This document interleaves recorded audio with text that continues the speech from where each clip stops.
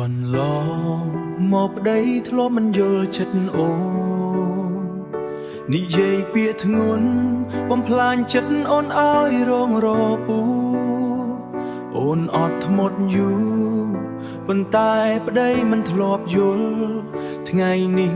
ទើបដឹងថាអូនមានតម្លៃប៉ុណ្ណាទឹកភ្នែកអូនធ្លាក់គឺកំហុសរបស់ប្តីសូមអភ័យទោសប្តីពិតជាសោកស្ដាយមโนសញ្ចេតនាកំសត់សូមទោសប្រពន្ធសូមឡាញ់សូមទោសមួយម៉ឺនដ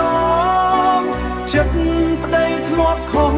ធ្វើឲ្យអូនឈឺចង់រលំចាប់ពីថ្ងៃនេះប្តីសន្យាមិនឲ្យទុកទៀតឡើយនឹងធ្វើជាប្តីល្អហើយជាឪពុកល្អសម្រាប់កូនយើងទាំងអស់កូនស្រីយើងក៏ត្រូវការប្តីធ្វើគំរូល្អមិនចង់ឲ្យនាងឃើញភាពខុសឆ្គងរបស់ប៉ាប្តីនឹងកែប្រែខិតខំធ្វើល្អជារៀងរាល់ថ្ងៃដើម្បីឲ្យគ្រួសារយើងវិញសប្បាយដូចមុនដើម្បីឲ្យគ្រួសារយើងវិញសប្បាយដូចមុនបើអូននៅទុកចិត្តប្តីសូមឱកាសម្ដងទៀតនឹងថែរក្សាអូនមិនឲ្យអូនយំទៀតឡើយសូមទោសប្រពន្ធសូមឡាញ់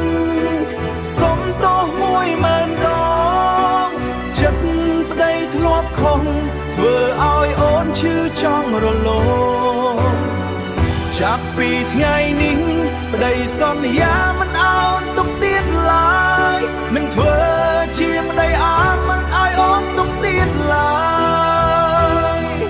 នឹងធ្វើជាប្តីល្អជាឪពុកល្អសម្រាប់កូនស្រីសំណប់ចិត្ត